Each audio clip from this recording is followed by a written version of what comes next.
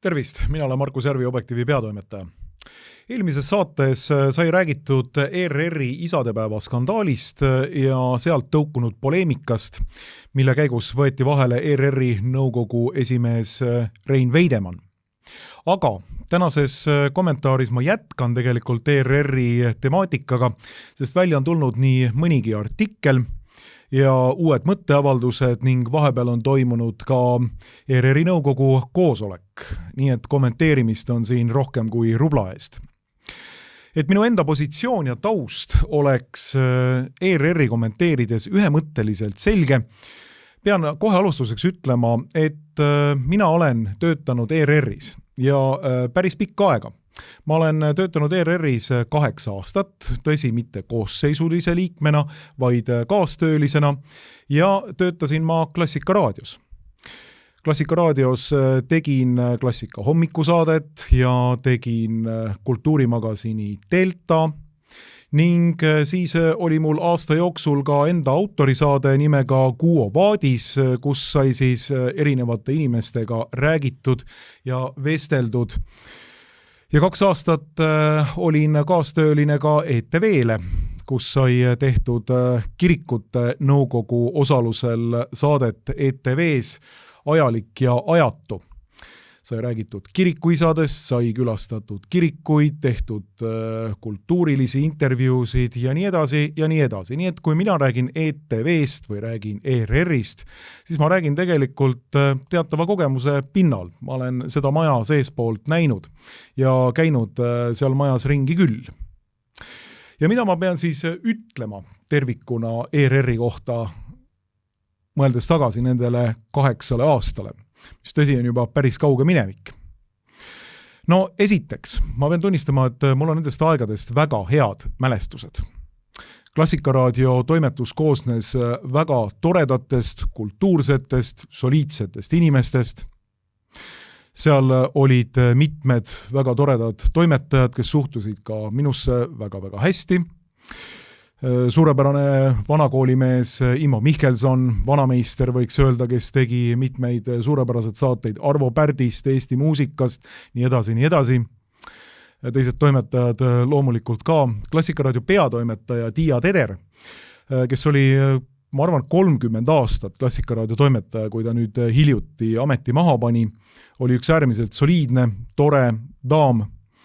Nii et pean tunnistama, et mul on väga head mälestused Klassikaraadio perioodist. Loomulikult näiteks ka sellisest vanakooli hääleseadjast nagu Einar Krautist, puhaku ta rahus, tänaseks on ta lahkunud, kes õpetas hääldust, kes tegeles hääleseadega ja nii edasi, nii et sellised mälestused ERR-ist ja tegelikult ma pean kohe alguses tunnistama, et mul on äärmiselt kahju, et ERR oma elamussaadete toimetaja Karmen Killandi juhatusel on läinud sinna, kus ta praegu on.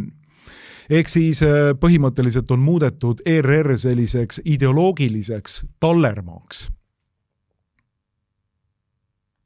Ja see ei ole tegelikult üldse tore seis. See ei ole hea seis ja mul on kahju sellepärast, et mina nägin sellist vana aja ERR-i. Raadiomajas käies sain aru, kuidas seal oli tehtud neid saateid. Hommikul peale seda, kui mul oli Klassikaraadio tehtud, siis tulid sellised vanad diktorid, vanad daamid sinna, võtsid hommikul väikse klaasi konjakit, rääksid juttu, jõid kohvi. See oli selline, kuidas öelda, tore seltskond, midagi pole paha öelda.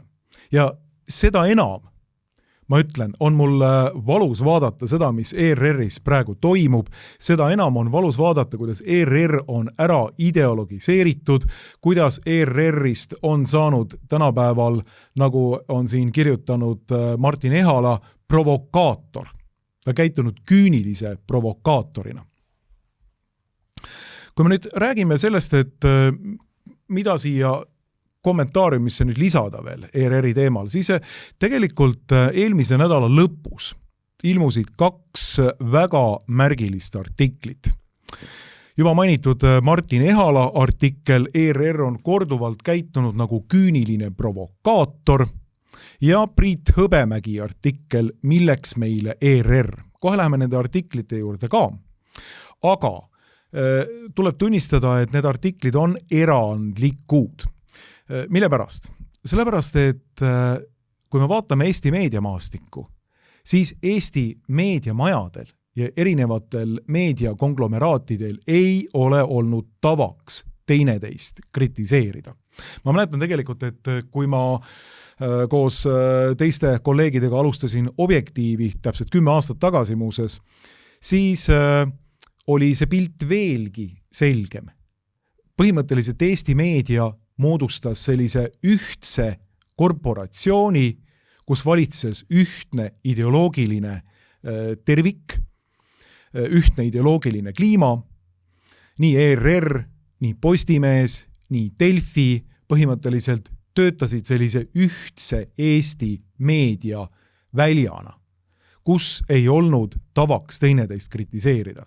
Inimesed olid selle sama kasti liikmed, ajakirjanikud, teletoimetajad, kõik muud, ja teineteist ei kritiseeritud. See oli 10 aastat tagasi veel täiesti tavaline. Seda tegelikult on üritatud vahelduva eduga tänapäevani tuua, seda nii-öelda mundriau ja kastikuuluvuse tunnet. Kuigi siin viimastel aegadel on tekkinud väikeseid kriitikanoote Postimehe ja Delfi vahel. Aga nüüd siis tõepoolest Postimehe mõlemad nii-öelda toimetajad, üks on peatoimetaja, teine on fookuses toimetaja, selline rubriik on Postimehes muuses olemas, üllatus. Ei tea, kas nad on selle kuskilt võtnud või kuskilt saanud selle idee, et on olemas selline rubriik nagu fookuses, meie oleme seda fookuses saadet siin teinud 9 aastat vist juba. Aga tuleme nende artiklite juurde. Ja esimene neist on Martin Ehala artikkel. ERR on korduvalt käitunud nagu küüniline provokaator. Ja Martin Ehala ütleb siin ära tegelikult väga põhjapanevaid asju. ERR ei tohi käituda aktivistlikult, sest teda rahastab maksumaksja. No kui palju meie seda juttu siin oleme rääkinud? Erinevates saadetes, erinevates skandaalides kommenteerinud, see on olnud meie nii-öelda lipu ja juhtkiri kogu aeg. ERR ei tohi käituda aktivistlikult, sest me kõik maksame ERR-ile. ERR peab olema keskpõranda väljaanne ja niimoodi ei tohi ERR teha, et ta muudab ennast propagandistlikuks väljaandeks või propagandistlikuks meediamajaks. Keegi ERR-ist peab võtma vastutuse, ütleb Ehala, aga see pole Rein Veidemann. Pole sobiv kutsuda provokatiivset sisu pidulike programmide osana, kasutada provokatiivset sisu pidulike programmide osana. Ja kui siit nüüd välja tuua veel võib-olla mõningaid lõike, siis võib siit rääkida või tuua välja sellise lõigu. Juba teist korda sel aastal on ERR käitunud nagu küüniline provokaator. Esimest korda näitas ERR vastuolulise sõnumiga transvestiidi show'd uusaastaprogrammis kõrvuti presidendi vastuvõtuga. Nüüd homopaari isade päeval. Mis tahes muul ajal võiks kumbagi teemat pidada osaks meie mitmekesise ühiskonna kajastusest. Kväärshow sobinuks kevasti oppi või päevapüüki, homopaari kajastus LGBT uhkuse 6. juunisse. Kuid ERR valis nimme provokatiivse tee ja näitas neid osana pidupäeva programmist, asetades nad sellega teatavasse aupaistesse. Loomulikult ärritas see suurt osa avalikkusest ning EKRE hakkas nõudma ERR-i likvideerimist. Kõik see kokku lõhestab ühiskonda, kuid lõhestajaks pole siin EKRE, vaid ERR. No see on juba päris ainulaadne selline väljaütlemine, et esimest korda vist kuskil tullakse üldse sellise mõttega, et lõhestaja ei olegi Eesti Konservatiivne Rahvaerakond, vaid lõhestaja on nüüd ERR. Ja seda oma põhikirjaliste eesmärkide ja oma seaduste vastaselt. ERR peaks olema see, kes ühendab rahvast, mitte ei lõhesta ja ei aseta rahva ette erinevaid ideoloogiaid ja ei tee propagandasid nendele ideoloogiatele. See on ERR-i seadusega täiesti vastupidine. ERR-i nõukogu esimehe Rein Veidemannil on õigus, kirjutab Ehala, kui ta tunneb, et selline saade sellisel hetkel ei sobi Eesti väärtusruumi. Küsimus ei ole homopaaris või transvestiitides, minu hinnangul aksepteerib Eesti väärtusruum ilma probleemideta transvestiite subkultuuri osana ja lastega homopaare privaatsfääri osana. Kui ERR oleks lähtunud sellest, oleks ta käitunud Eesti väärtusruumile kohaselt, kirjutab Ehala, aga ERR ei paiguta end ühiskonna keskpõrandale, vaid valis aktivistliku lähenemise ja hakkas väärtushinnanguid väänama. Siis Ehala räägib siin BBC-st, ütleb, et BBC-l oli ju selline skandaal täpselt samuti, kus tõestati ära, et BBC peale 9. jaanuarit 4 aastat tagasi oli lõiganud sellised klipid valmis, mis tõestaks justkui oleks Trump üritanud inimesi ässitada Kapitooliumil nii-öelda riigipööret tegema. Nüüd on siis BBC juhtkond tagasi astunud ja tegu on täieliku skandaaliga BBC-s. Aga nüüd me näeme, et eks siis Inglise rahvusringhääling või nii-öelda Inglise maksumaksja poolt üleval peetud selline meediamaja on käitunud sellisel viisil, olles põhimõtteliselt vääruudiste edastaja. Nii. Ja siin annab nagu paralleele tõmmata mitmeid. Ja rääkimata loomulikult BBC raskest ideologiseeritusest. Et BBC on olnud sellise liberaalsotsialistliku ideoloogia kants Briti kultuuriruumis pikka aega ja BBC on kuulus selle poolest, et siin ERR jääb küll vist isegi kõvasti varju BBC-le. Aga sellest hoolimata on nüüd väga huvitav see, et nii-öelda keskpõranda inimesed nagu Ehala ja nagu Priit Hõbemägi, kes on Postimehe peatoimetaja, tulevad ja kritiseerivad ERR-i täiesti avalikult. Nii. Ja ütlevad, et ERR on lõhestaja. ERR on tekitanud ühiskonnas probleeme. Täpsemalt öeldes siis Karmel Killandi, kes on ETV elamussaadete toimetaja, nii palju kui ma tean. See on üks nendest artiklitest. Siis on veel teine artikkel, mille, nagu mainisin, on kirjutanud siis Priit Hõbemägi. Näeme selle artikli juurde. Milleks meile ERR, küsib Priit Hõbemägi, kes on ise istunud paar aastat ERR-i nõukogus ja räägib oma kogemustest seda, et ERR on teatavas mõttes juhitamatu üksus. Ei nõukogu ega juhatus suuda ERR-i sisuliselt juhtida, kirjutab Hõbemägi. Erameedia saab eestlaste informeerimisega suurepäraselt hakkama, sedastab Postimehe peatoimetaja. Ja siin on päris mitmeid tähelepanu väärseid tsitaate ausalt öeldes. Niivõrd korralikult ERR-i turja ma polegi näinud kedagi hüppavat peavoolumeediast, kui Priit Hõbemägi ja Ehala nüüd siin. Et ma jällegi loen ette siit. Olin aastatel 2020 kuni 2022 Eesti Rahvusringhäälingu nõukogu liige, kirjutab Hõbemägi, ja astusin sealt tagasi, kui minust sai Postimehe peatoimetaja. Lahkusin sealt teadmisega, et ERR-i nõukogud millegipärast ei soovi ega suudakski ERR-i nägu muuta. Nõukogu töövõimetus on tingitud selle poliitilisest kirevusest, eri erakondade esindajad selles vaatavad, et keegi neist ei omandaks mingit suuremat kaalu. Kõik peavad olema võrdsed. Eksperdite mõju on ümmargune 0. Nõukogu eesmärk on säilitada staatus quo, mis rahuldab kõiki. Parem on samamoodi edasi tiksuda, sest kui rabalema hakata, siis võib juhtuda, et poliitiline vastane saab mingeid eeliseid. Ei nõukogu ega juhatus ei suuda ERR-i sisuliselt juhtida. Reaalsus on see, et võim on ERR-is jagatud erinevate sisu tootmise mammutüksuste vahel, mille eesotsas on võimukad juhid. Nad teavad, et nõukogu ei tohi neid kantseldada. Kui seda peaks hakkama tegema juhatus, siis tekib kohe suur tüli ja kisa teemal, niimoodi me ei saa küll Eesti parimat ajakirjandust teha.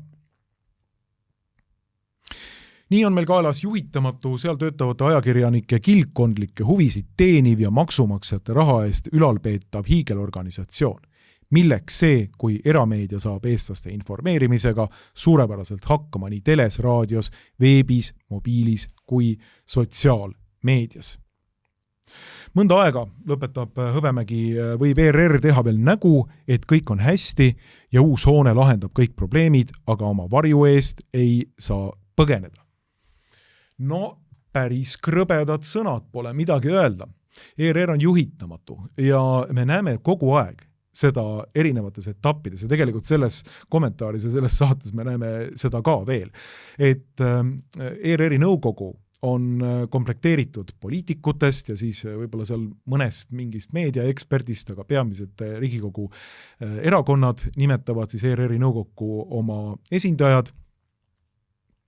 Siis on ERR-i nõukogu esimees, kelleks praegu on Rein Veidemann ja nõukogu on ERR-is mitte ERR-i seaduse ja üleüldse nii-öelda ka sihtasutuse kontekstis on nõukogu mitte mingisugune nõuandev organ, kes käib lihtsalt koos ja just kui annaks juhatusele mingisuguseid selliseid ähmaseid suuniseid, et võiks ju natukene teha seda või jah, eks me teile raha ka hangime.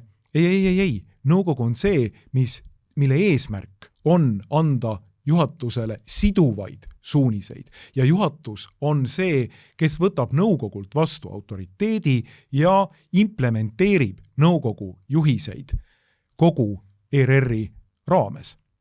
See on struktuur. Aga me ei näe seda mitte kuskilt. Me näeme seda, et ERR-i juhitakse mitte ülevalt alla, vaid tegelikult alt üles. Ja see tuleb välja muuseas ka mõningates faktides. Nimelt siin toimus hiljuti ka ERR-i nõukogu istung ja ERR-i nõukogu sai kokku ning ERR ise kajastas ka seda ja siis kommenteeris seda tegelikult ka ERR-i nõukogu liige, minu hea kolleeg Varro Vooglaid, kes ütles nii mõndagi huvitavat, aga tuleme selle klipi juurde, mida siis on vahendatud sotsiaalmeedias, tegelikult Varro tegi seda, aga see pärineb iseenesest ETV-st ja Aktuaalsest kaamerast. Eesti Rahvusringhäälingu nõukogu arutas täna erakorralisel koosolekul ERR-i programmile laekunud tagasisidet ning nõukogu liikmete avalikke seisukohti. Nõukogu otsuseid ei langetanud ning Rein Veidemann jätkab nõukogu esimehena. Diskussioon algas ETV saatest Hommikanuga, kus intervjueeriti 2 isast ja 2 lapsest koosnevat peret. Saadet kommenteeris teiste hulgas Eesti Rahvusringhäälingu nõukogu esimees Rein Veidemann, kelle juttu kritiseerisid mitmed poliitikud, teiste seas peaminister ja kultuuriminister. Mitmed nõukogu liikmed on avaldanud arvamust, et ta peaks nõukogu esimehe kohalt lahkuma. Veidemann ütles pärast tänast koosolekut, et liikmed avaldasid oma seisukohti, kuid pikemalt ta kommentaare anda ei soovinud. Meil oli täiesti vaba arutelu, seisukohti ei kujundatud, rohkem mul midagi öelda ei ole teil. Kas jätkate selle teemaga Ringhäälingu nõukogus? See sõltub sellest, kuidas keegi järgmise koosoleku päevakorda paneb.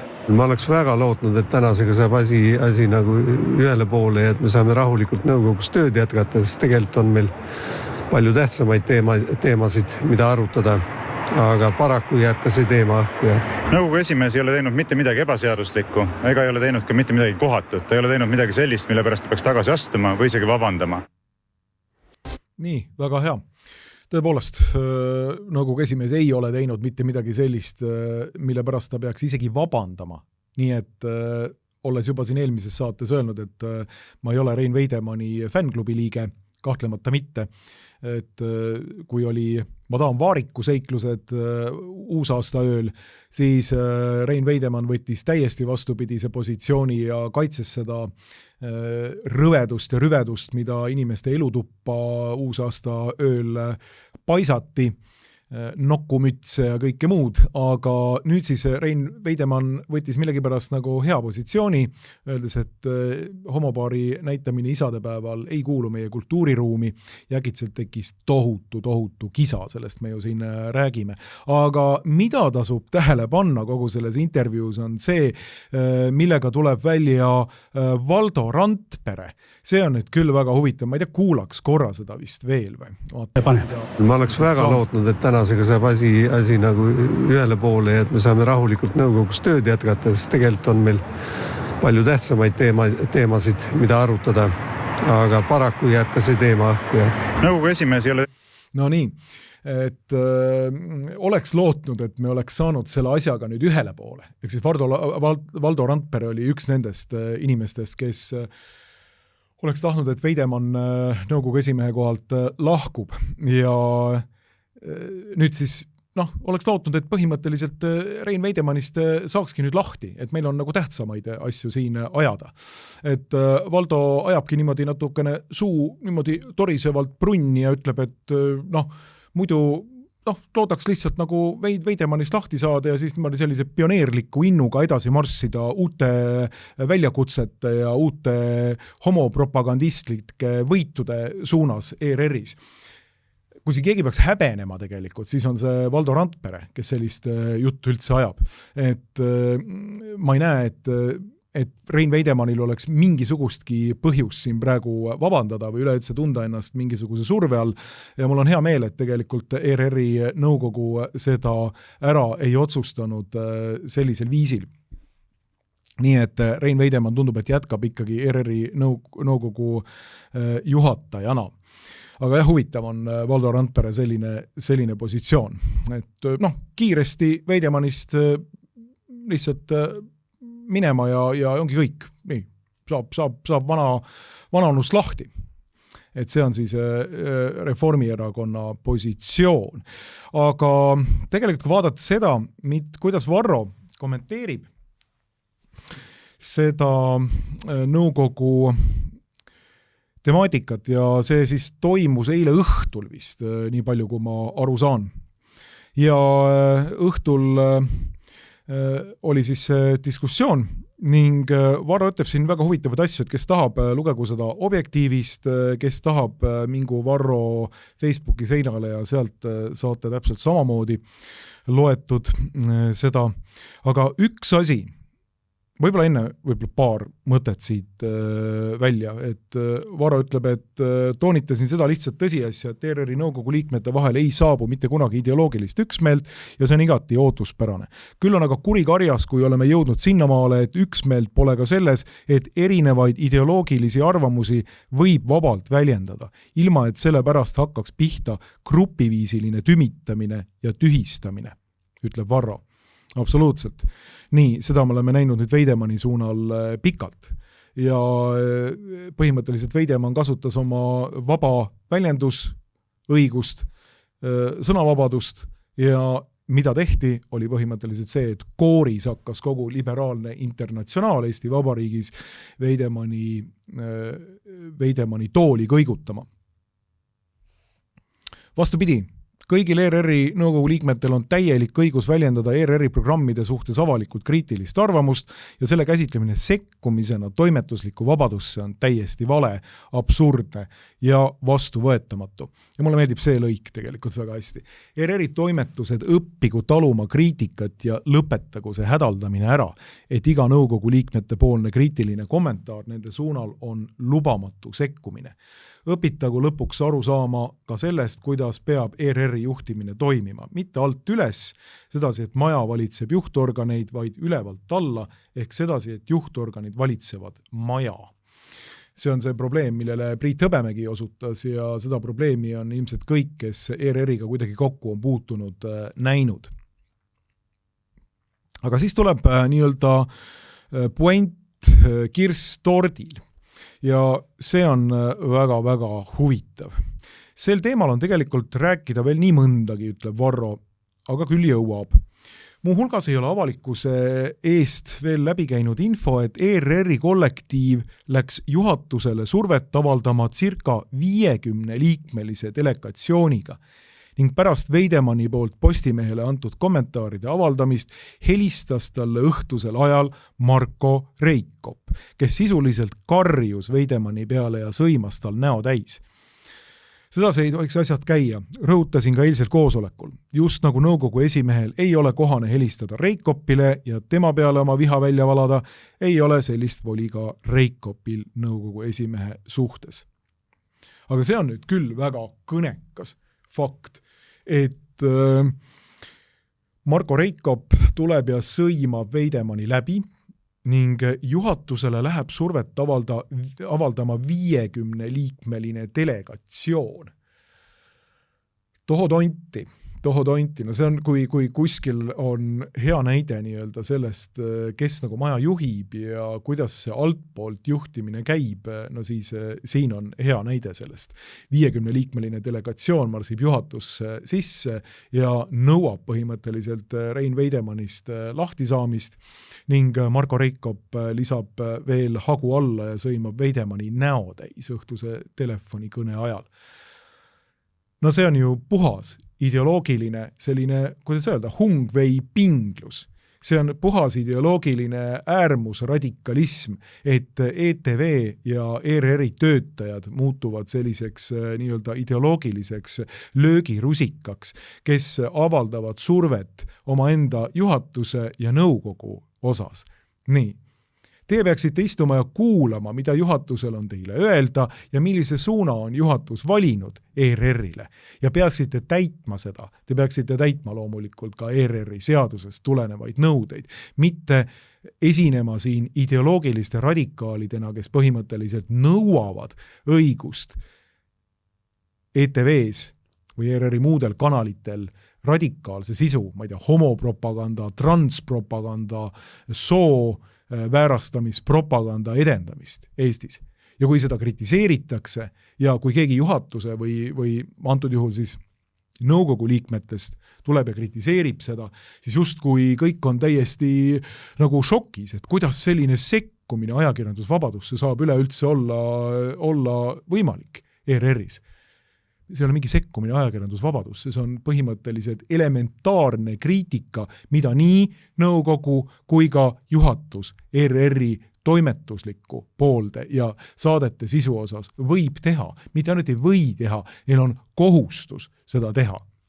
Sellepärast, et nemad vastutavad ERR-i suuna eest ja mitte mingi Marko Reikop või mingisugused muud nii-öelda staarid ja staarikesed, või Anu Välba, kes põhimõtteliselt paiskavad inimeste eluruumi isadepäeva hommikul homopropagandat. See ei ole teie mingisugunegi õigus. Nii. Et väga-väga kõnekas fakt, mitte midagi pole öelda, väga-väga kõnekas fakt. Ja no siis ei tule loomulikult üllatusena see, et kuidas ERR-i juhatus käitub, kui talle juba selline 50-liikmeline delegatsioon eesotsas Marko Reikopiga vist sinna sisse marsib ja nõuab homoõigust. Et siin on artikkel sellest, et ERR-i juhatus tuli täiesti konsensuslikult sellisele otsusele, et Hommik Anuga saate käsitlus oli kooskõlas meie põhimõtetega. Siin pole häda miskit. Eesti Rahvusringhäälingu töötajate esindajad kohtusid täna pärastlõunal juhatusega. Ajendiks oli Rahvusringhäälingu nõukogu esimehe Rein Veidemanni väljaütlemised. See oli siis see 50-liikmeline delegatsioon ilmselt, kes sinna sisse marssis. Ühtlasi teavitas juhatus, et ERR-i nõukogu koguneb homme pärastlõunal erakorralise koosolekule, mida ta ka tegi. Ja siis siin on see lõik, et juhatuse esindajad kinnitasid koosolekule, et Hommik Anuga saate käsitlus oli kooskõlas ERR-i põhimõtete ja heade tavadega ning toimetusel on ajakirjanduslik vabadus teemade käsitlemisel ja saatekülaliste valikul. Nii kommunikeeris siis ERR-i kommunikatsioonijuht Pille-Mai Helemäe. No nii, muidugi. Juhatus on pantvangi võetud ja loomulikult teeb seda, mida vaja on. Saate käsitlus oli igati kooskõlas kõikide ERR-i põhimõtetega ja mitte mingisugust probleemi ei olnud, põhimõtteliselt löödi lihtsalt vedelaks ja juhatuse enda liikmed on vist ka nõudnud Veidemanni eemaldamist, nii et ollakse pantvangis maja enda ideoloogiliste radikaalide puhul ja nende suhtes. Niimoodi ei peaks ühe avalik õigusliku meediamaja juhtimine kohe mitte kuidagi käima. Et me näeme seda, et see vana ERR, millest ma siin saate alguses rääkisin, selline soliidne, kultuurne, meeleolukas, igati nii-öelda oma positsiooni teadev, aga ka oma positsioonist teadlik, olles ühiskonda mitte lõhestav. See ERR on põhimõtteliselt tänaseks kadunud. Ja üle on võtnud sellised ideoloogilised radikaalid, kes nõuavad mingisugust õigust kajastada neid teemasid täpselt nii, nagu nemad tahavad. Vot sinna on ERR jõudnud ja ärge siis imestage, et nii EKRE, EKRE peamiselt loomulikult on esitanud juba seaduseelnõu, et ERR üldse laiali saata muuses. Ja meie oleme korduvalt rääkinud sellest, et tuleb mõelda selle peale, et ERR-ile tuleb päitsed pähe saada. See asutus võtab 50 miljonit meie maksumaksjate rahast ning nii-öelda turutõrketeta, nii nagu keegi meediaspetsialist ja abiprofessor Coates Clem ütles, turutõrketeta saab teha põhimõtteliselt vaba propagandat ja see on Eesti ühiskonnale hindamatu väärtusega, ütlevad nii EPL-i juhtkiri kui ka siis Coates Clem, et need on asjad, millest ei saa kohe kuidagi moodi tingida. Sinnamaani on siis ERR välja jõudnud oma ideoloogilise radikalismiga. On mitmeid artikleid ka sellest, kuidas on Mikk Salu räägib sellest, kuidas osa poliitikuid tegelikult ootab kultuurisõdu tagasi. Et Mikk Salu paneb selle sellisesse vormi, et ERR on teatavas mõttes nagu kaardid kätte mänginud siin kultuurisõda ihkavatele jõududele. Et ühelt poolt loomulikult E200 ja Reformierakond, kes naudivad rahva põletavat toetust, rahva tõelist armastust, mis nende viimane koond nii-öelda toetust oligi vist midagi, kõigub seal mingi 12% juures. Need komakohad ei oma enam mitte mingisugust tähtsust, 12,4, 12,7 ja nii edasi. Et sellist toetust nautiv valitsuskoalitsioon siis tahaks nagu tegelikult oma toetajaid ja oma valijaid angažeerida, öelda, et nüüd on vaja barrikaadidele minna homoõiguse ja liberaalsete väärtuste ja meie väärtusruumi kaitseks. Ja siis on teiselt poolt just kui nagu EKRE, et kes võtab jällegi selle enda ajada, et ütleb, et oleks vaja siin ERR laiali saata ja nii edasi ja nii edasi. Mina ütlen küll, et see ei ole tegelikult EKRE algatatud asi üldse. See on ERR-i provokatsioon. ERR on tõestanud ennast tõelise ideoloogilise radikaalina. Ja tegelikult ERR on tõestanud ennast ideoloogilise radikaalina mitte esimest korda. Kui me tuleksime kõikide nende teemade juurde, kus ERR on näidanud ennast põhimõtteliselt sellise propagandaasutusena, siis päev läheks ausalt öeldes enne looja.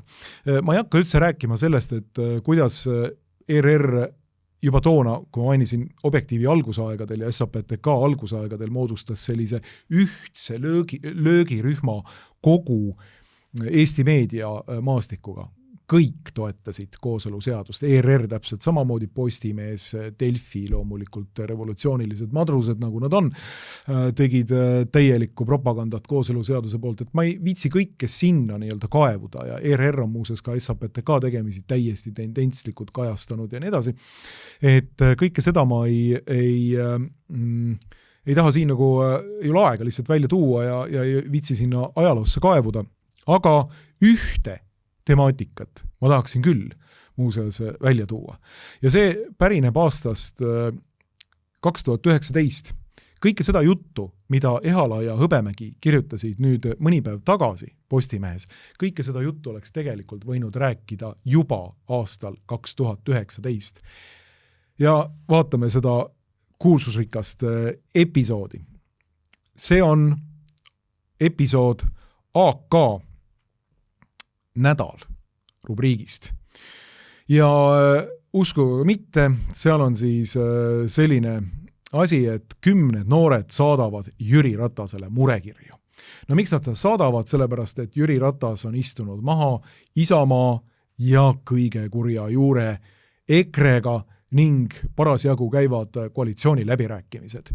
Ja Eesti Vabariigi noored on mures. Nad saadavad kirju Isamaa või eelkõige siis Jüri Ratasele, keda peetakse ikkagi selliseks veel mõistlikuks inimeseks.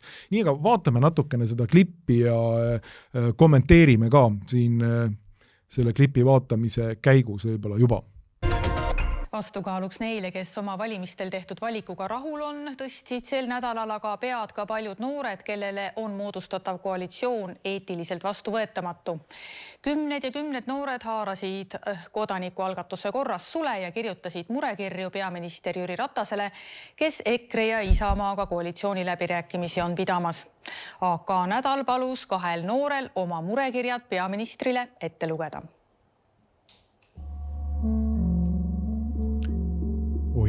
Kirjad Jüri Ratasele, selline tõsine õõva tekitav modernistlik muusika. Austatud Jüri Ratas, kirjutan teile raske südamega. Olen noor ettevõtja, kes on iseseisva Eesti poliitikat lapsest saati huviga kõrvalt jälginud. Kahjuks tuleb tunnistada, et aastatega on pilt muutunud üha ebameeldivamaks. Eesti on maailmas tuntud uue Põhjamaa, digitaalse ühiskonna juhtriigi ja uue majanduse kasvulavana. Alustava ettevõtjana tundub mulle, et see keskkond ja stabiilsus on tänaste võimalike koalitsioonilepete valguses lagunemas. Mõistan, et olete olukorras, kus meelepärasteks koalitsioonipartneriteks valida ei oleks justkui kedagi ning valik tuleb langetada halbadest vähima kasuks. Kinnitan teile, ka paljud Eesti kodanikud seisid 2019. aasta Riigikogu valimisteel sama võimatu olukorra ees. Siiski valis rahvas heas usus, et nende usaldust ei peteta. Vastutasuks saadi poliitilised mängud, mis ohustavad Eesti ühtsust ja tulevikku. Minu jaoks ei ole küsimus isegi koostöös mõne parteiga, mille väljaütlemised üldsust lõhestavad, vaid teie oma ütluste ümberpööramises, musta valgeks rääkimises ja süü teiste kaela ajamises. Võtke veel juhtiva peaministrina initsiatiiv ühise keele leidmiseks kõigi võimalike partnerite vahel ja lahendage tekkinud vastuseis puhtal, ausal ja läbipaistval teel, mitte tagatoas sõlmitud sobingute toel. Peaministrina olete korduvalt teatanud, et Keskerakonna siht on ehitada õiglast riiki, mis seisab iga inimese eest. Õiglase riigi emaks saab olla vaid aus ja läbipaistev poliitika. Ütlen alati uhkusega, et olen eestlane. Olen uhke oma rahvuse ja oma riigi üle. Palun, ärge laske sellel uhkusel hääbuda. Lugupeetud peaminister, otsustasin kirjutada teile selle kirja, kuna tunnen muret keskkonna ning hetkel Eestis valitseva olukorra pärast. Töötan iga päev koos teiste tegusate ja hoolivate inimestega selle nimel, et Eesti ja kogu maailm suudaks vastu seista meie ees olevatele keskkonnaalastele väljakutsetele. Kui me kliima soojenemise ja teiste inimtekkeliste keskkonnaprobleemide lahendamisel kiiresti vajalikke samme ei tee, ei ole eluslooduse väljavaated head. Ja seda kinnitavad ka maailma tippteadlased. On muret tekitav näha, et valitsusse on pürgimas 2 erakonda, kelle keskkonnaalased seisukohad on Eesti looduskeskkonna suhtes destruktiivsed.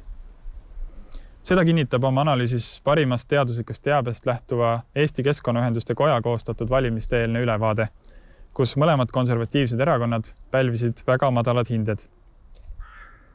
Üks neist erakondadest on seisnud avalikult vastu ka kliima soojenemisega tegelemise vajalikkusele. Ja kuigi Eestil oleks suur potentsiaal olla ka keskkonnaküsimustes suunanäitaja ja eeskuju, oleme valimas risti vastupidist looduskeskkonda kahjustavat teed. Ja teie põlvkonna tehtud otsuste ja valikute tagajärgi saame tundma just meie, noored. Loodusainete õpetajana on mu eesmärk, et inimesed õpiksid meid ümbritsevat looduskeskkonda paremini tundma, märkama ning seeläbi ka rohkem väärtustama. Kuid mis näoga peaksin oma õpilastele otsa vaatama, kui meie riiki juhiks kliima soojenemist eitav erakond? See on minu ja tuhandete teiste noorte tulevik, mille üle te otsuseid teete. Palun näidake üles vastutustundlikkust.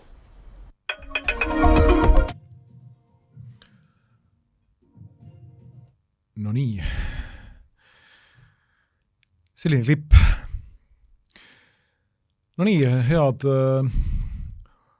noored. Tombi ja Pöögelmanni nimelisest pioneeride paleest.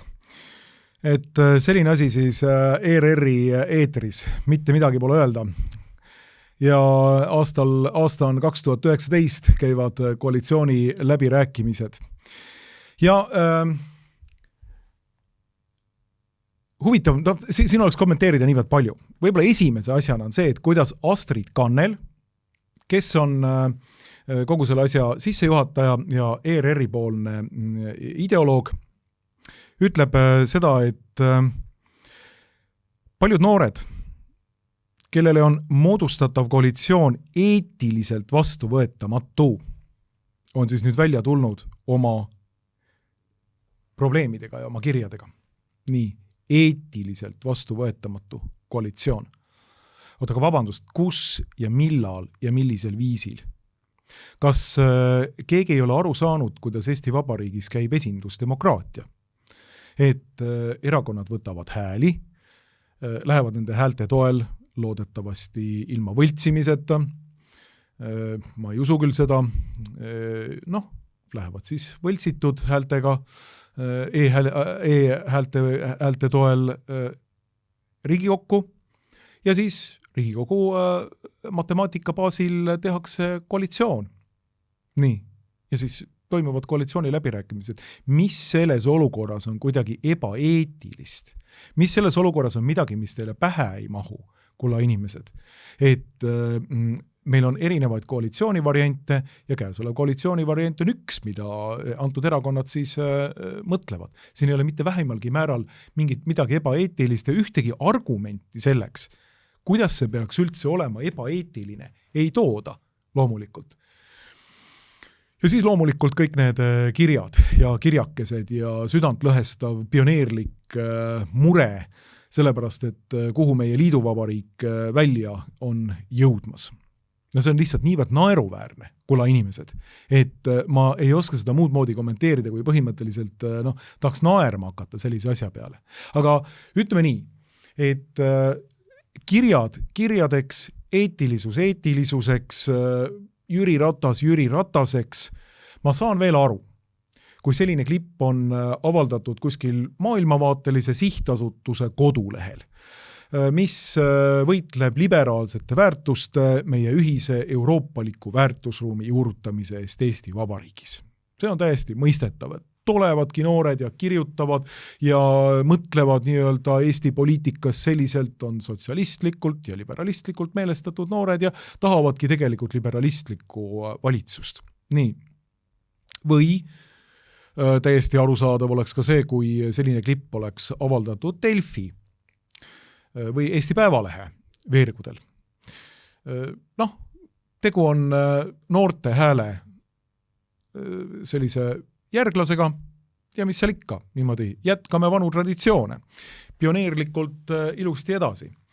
Ja selge, ongi ideologiseeritud meedia, aga neil on õigus olla seda, sest nad on erameedia, nad müüvad oma artikleid, müüvad reklaami, teenivad omale raha ja nad ei peagi teesklema üleüldse, et nad on sõltumatu mingisugune keskpõranda meedia, nii nagu ERR seda peaks tegelikult olema. Ma saaks sellest ka aru, kui seal on see. Aga nüüd, kui meil on ERR-is selline klipp, siis esimene asi, mida me peaksime küsima, mida paganat teeb ERR-is aktuaalses kaameras selline propagandistlik, pioneerlik, hungveipinglik klipp, mille selliseks eelduseks on see, et meil on inimesed, kellele ei meeldi, et esindusdemokraatia valimiste puhul on välja tulnud selline koalitsioonivariant, kuhu võiks kuuluda ka EKRE. Nii. Ja kuna meile ei meeldi see, siis on see loomulikult automaatselt ebaeetiline, see olukord. Milles nagu probleem üldse oli? Kas saite üldse aru, et milles siin nüüd äkitselt probleem on, et mida need noored, need kaks noort üldse kritiseerivad? Nad toovad nagu erinevaid mingisuguseid ideoloogilisi jutupunktega, aga milles see iva on? Iva on selles, et neile lihtsalt ei meeldi, et valimistel on tulnud välja selline tulemus. Neile ei meeldi esindusdemokraatia ja tegelikult nad näitavad ennast põhimõtteliselt täiesti valimatult ideoloogiliste sõduritena loomulikult, aga totalitarismi pooldajatena. Me siin nüüd nõuame, et valitsus oleks moodustatud põhimõtteliselt ainult nendel ideoloogilistel eeldustel, mida meie tahame, mida me heaks peame. Ja Jüri Ratas peab nüüd hakkama joonduma meie pioneerlike kirjade järgi. Nii, aga peaküsimus, mida teeb selline klipp ERR-i eetris? Mida teeb selle klipi tutvustuses ERR-i saatejuht, toimetaja Astrid Kannel? Miks selline asi on üldse ERR-i eetris? Ma kujutan ette, et kui ma ei tea, ma oleks ERR-i mingisugune ideoloogia komissar, faktitšekist ja hommikuse laua taga nüüd niimoodi, pagan. Ratas teeb EKRE iket. Jama majas, me ei taha EKRE iket. Meile ei meeldi selline valitsus. Olles ERR-i toimetuse laua taga, nii, mis peab lihtsalt kajastama rahulikult ühiskonnas toimuvat. Meile ei meeldi selline asi. Nii, ja siis keegi tuleb välja niimoodi, et aga teate, mida teeme? Teeme niimoodi, et paneme need noored lugema neid kirju. Et mul on siin mõned noored, mul on siin mõned õpetajad, eks ju, tuttavad, et las nad kirjutavad mingeid kirju ja pärast laseme neid ette lugeda Aktuaalses Kaameras. Ja siis osad plaksutavad, ütlevad, et päris hea idee, et noored on meie tulevik, et väga hea, super. Kui mina oleks vastutav toimetaja ideologiseeritud nii-öelda Hung-Wei pinglane, ma ütleks, et kuulge, mehed, mõelge nüüd natukene. Meil on ERR, me peame ikka mingit nägu nagu näitama siin, et me päris nii julmalt ei saa ikkagi propagandat teha, nagu siin selles klipis on tehtud. Et meil oleks ikka mõistlikum see, kui me natukene peenemalt teeme, et jah, et tegelikult suuname hoopis vaiksemalt, peenemalt seda asja, seda mängu. Ärme nii avalikult oma kaarte küll lauale lööme. Aga ei, see klipp on ERR-is olemas, selline täielik pioneerlik propagandaklipp. Seda on edastanud Aktuaalne Kaamera, seda on teinud ERR, seda on teinud Rahvusringhääling. Nii. Ja mina tahan nüüd teada, et kas keegi kuskil vähimalgi määral on vabandanud sellise klipi eest. Kas keegi kuskil vähimalgi määral on öelnud, et me nüüd siin natukene pingutasime üle. Jah, oleme küll tegelikult ideologiseeritud propagandatöötajad, aga ausalt öeldes, nii nagu paljud PR-spetsialistid seda on harjunud ütlema, läksime ja panime oma nii-öelda avalike suhete kommunikatsiooniga natukene puusse. Et see ei ole päris nagu see, mida me peaksime tegema. Kas keegi on seda kuskil kunagi ütelnud? Mina küll ei ole näinud. Mina ei ole seda näinud. Ma olen kunagi kuulnud seda, et keegi kuskil ERR-i sees oleks vähimalgi määral vabandanud sellise klipi pärast või tunnistanud oma viga. Ja kui keegi tuleb nüüd ütlema seda, et vana asja meelde tuletad, silm peast välja, siis tegelikult see kehtib ainult ühel juhul. Kehtib sellel juhul, kui eksija on A, tunnistanud oma viga, B, selle vea eest ka andeks palunud ja vabandust palunud. Nii, aga ERR seda teinud ei ole ja meie meenutame seda teile, kuni te sellisest asjast tõepoolest märkima teete ja tõepoolest ütlete, et te olite eksinud sellist asja tehes. Ei, me paneme sellise Hung-Wei pingliku propaganda asja teile kaela põhimõtteliselt, nii nagu Tombi ja pioneeride palee mingisuguse, ma ei tea, pinni siia. Kandke seda uhkusega ERR. Sellist propagandat olete te teinud ja sellisest propagandast te peate ka tuntuks saama ja tuntud olema. Nii et Tombi ja Pöögelmanni pioneeride palee on ilusti marssinud siin välja. Pole midagi öelda. Mida veel öelda nendel teemadel? Võib-olla üks selline huvitav vahejuhtum oli see, et kui ma panin oma saate X-i või endisesse Twitterisse, kus ma ei teagi, kas Eesti Twitteri avantkaard ikka veel seal pesitseb või mitte. Mina vaatan A, katoliiklasi, B, USA konservatiive ja uurin nende poolt tehtud ja mind väga vähe huvitab see, mida Eesti Twitteri avantkaard, poolpidused radikaalid seal kuskil ütlevad või teevad. Kahjuks on siiski konservatiiv eksis suhteliselt vähe, nii et seda teemat võiks parandada küll. Muuseas, objektiiv on ka eksis ilusti olemas, aga ma panin oma saate eksi ja seal tekkis mõningaid selliseid väikeseid kommentaare alla ja üks selliseid, kes kommenteeris, oli Vootele Päi. Vootele Päi on endine noorsots, nüüd juba natukene vanem sots, olnud siseminister sotsialist Lauri Läänemetsa nõunik päris pikka aega, mitmed aastad, ja andnud talle head nõu, kuidas Eestis sotsialismi edendada, kuidas kirikuid lõhkuda, kuidas Kuremäe kloostrist nunnakesi välja kimbutada ja tehes seda kõik Eesti siseturvalisuse suurimaks auks ja kiituseks, tehes seda kõik selleks, et Eesti oleks turvalisem, hoitum ja ühtsem ja lõimunum koht. Naer saalis loomulikult. No Vootele Päi ütleb siin seda, et see, kuivõrd emotsionaalselt üles köetud sa homode pärast pidevalt oled, tekitab paratamatult mureliku küsimuse, et kas keegi on sulle midagi valuvaigistiteta teinud. Niimoodi siis noorsots, nüüd juba natukene vanem sotsialist, teenekas sotsialist Vootele Päi seda minu saadet kommenteerib, et see on siis tase. Olukorras, kus ERR on põhimõtteliselt provotseerinud kogu ühiskonda, et väga, väga huvitav asi, et jah, Vootele, tõepoolest. Esiteks, oleme nüüd täpsed, ma ei mäleta, et me oleksime kuskil nii-öelda sinasõprust joonud. Nii et ärge tee siin sinatage, et alustame elementaarsetest kultuurinõuetest. Nii, austatud härra Päi, tõepoolest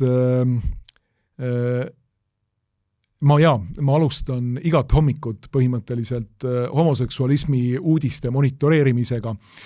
Viimased arengud pederastiivsel väljal, see on minu esimene hommikuharjutus kohe netti ja vaadata, kuidas homorindel läheb. Tõsi, võin Vootele Päile ütelda seda, et rahustada teda täiesti. Minuga ei ole keegi teinud mitte midagi ei valuvaigistitega ega valuvaigistiteta, tänu Jumalale, et selles mõttes on kõik hästi. Võin kinnitada härra Vootelele, et olen õnnelikus abielus ja 4 lapse isa, nii et minu pärast ei pea üldse selles mõttes muretsema. Aga miks ma selle kommentaari esile tõin? On esiteks selle tase loomulikult, aga teine on selline tüüpiline sotsialistile või progressistile omane käitumine. Me tuleme ja rüvetame teie kultuuriruumi ära. Me tuleme ja paiskame teile elutuppa Madame Vaariku nokumütsi, kui vanaisa vaatab lastelastega telekat. Nii, me tuleme ja häbistame isadepäeva, laseme seal rääkida 2 isal ja nende ostetud Eesti seadustega mitte lubatud viisil ostetud lastel. Nii, me tuleme teie elutuppa isadepäeva hommikul. Me tungime teie ruumi põhimõtteliselt, kehtestame seal oma narratiivi ja siis, kui keegi reageerib selle peale, mis siin nüüd toimub, vabandust, mis homopropaganda siin nüüd isadepäeval toimub, siis öeldakse, oi, sa vaata aga, kas keegi on midagi valuvaigistiteta teile kuidagi teinud või? Ei tea, see mees ei tundu väga nagu normaalne olevat, et võib-olla isegi sedapsi. Nii, et siis hakatakse sellist juttu rääkima. Ja peale seda, kui on põhimõtteliselt provotseeritud inimesed nende elementaarses moraalitunnetuses maksimumini. See on hea näide. Tahaks hea meelega ausalt öeldes konservatiivse väljal midagi sarnast teha. Et keelaks näiteks homopropaganda koolides ära. Ja siis, kui tulevad kõikvõimalikud sotsialistid ja teised välja, karjuvad vihast, vappuvad mingisugustest ideoloogilistest krampidest ja öelda, et mis asja? Vabandust, ärge siis nüüd niimoodi käituge. Ma saan aru küll, et te olete võib-olla siin sedapsi ja homoseksualistidega rahu, et egas keegi teilt ei võta ära mitte midagi. Kõik on hästi, kõik on hästi, pole hullu, niimoodi. Tore, et see on viis, kuidas tegelikult kogu see seltskond käitub. Aga nüüd ma olen päris pikalt rääkinud ja saate lõpus on tegelikult väga oluline rääkida sellest, et kõik see, mida me siin viimastel aegadel näinud oleme, ma ei tea, Madame Vaariku suguti mütsid aastavahetusel ja ERMi rõveräpparite show Eesti Rahva Muuseumis, isadepäeva homopropaganda ja inimkaubandus ETV-s, see ei ole juhuslik. See ei ole mingi asi, mida lihtsalt mingisugustest, ma ei tea, toimetuslikest kapriisidest tehakse. Ei. See on teadlik propaganda. Need on teadlikud kampaaniad, provokatsioonid, nagu Martin Ehala ütleb, millega revolutsiooniline kaader viib ellu kultuurimuutust. Ja selle kultuurimuutuse sihtmärgiks ei ole mitte keegi muu kui teie, head inimesed. Teie ja teie lapsed. Selle kultuurimuutuse eesmärgiks on panna see revolutsiooniline ja revolutsioonilise kaadri poolt esile kutsutud kultuurimuutus elama teie ajusagarate vahele, ilma üüri maksmata. See on see idee, mida nad tahavad teha. Eesmärgiks on lüüa teie ja teie laste otsa ette tempel. Täpselt samamoodi nagu siin. See on väga märgiline muuses, mis on toimunud seal Eesti Rahva Muuseumis. Nii, see on see tempel siin otsa ees, mida, kes see punamütsikene nüüd siis oli, valge tüdruk lõi oma rõõmsatele kuulajatele Eesti Rahva Muuseumis. Jakob Hurda ideede pärand muuseumis. Libu suguhaige. Vaat see on see propaganda, mida tahetakse teha. Aga ma pean nagu ütlema kõikidele inimestele, et palun ärge uskuge seda propagandat, ärge minge selle propagandaga kaasa. Nii, ärge laske enda nii-öelda otsa ette või ajusagarate vahele lüüa revolutsiooni templit, libu ja suguhaige. Ja ärge muhelege sellisel meelevigasel viisil, kui keegi üritab sellist templit teile sinna otsa ette lüüa. Ärge muhelege niimoodi lamba moodi, kui selline tempel üritatakse teile otsa ette lüüa ja teie lastele otsa ette lüüa. Ärge laske sellel toimuda. Saage aru, millal toimub propaganda. Naerge see välja, seiske sellele vastu, öelge välja avalikult, et me ei kavatse alluda sellisele propagandale, sest see propaganda, see revolutsiooniline kaader tahab teha teist, head inimesed, teatavas mõttes selle, mida ta siin selle mehe otsa ees ilusti ütleb. Ta tahab teist teha oma libu. Ta tahab teist teha oma järgija. Ta tahab teist teha selle inimese, kes enam ise ei mõtle, kes lihtsalt, keda talutatakse nagu pudulojust, nagu lammast oma enda revolutsioonilise ideoloogia järgi. Ärge laske selle toimuda. Nähke see temaatika läbi, nähke läbi, kui teid üritatakse revolutsiooni libuks teha. See ei ole väärikas mitte kunagi revolutsioonile alluda, juba oma inimväärikuse pärast. Ärge tehke seda. Ärge tehke seda. Olge uhked, olge väärikad, ärge laske sellistel seltskonnal, sellistel rüveräpparitel ja mitte rüveräpparitel ainult, vaid nii-öelda revolutsioonilistel tädikestel, alustades kultuuriministrist, lõpetades, ma ei tea, Karmel Killandi ja ERMi juhiga. Ärge laske neil oma enda ajusagarate vahele tungida või oma enda lastele propagandat teha ja ärge laske seal elada selle revolutsioonilisel ideoloogial ilma üüri maksmata. Sellised mõtted täna. Tänan teid kuulamast, tänan teid kaasa mõtlemast. Mina olen Markus Järvi, Objektiivi peatoimetaja. Kuulmiseni järgmisel nädalal.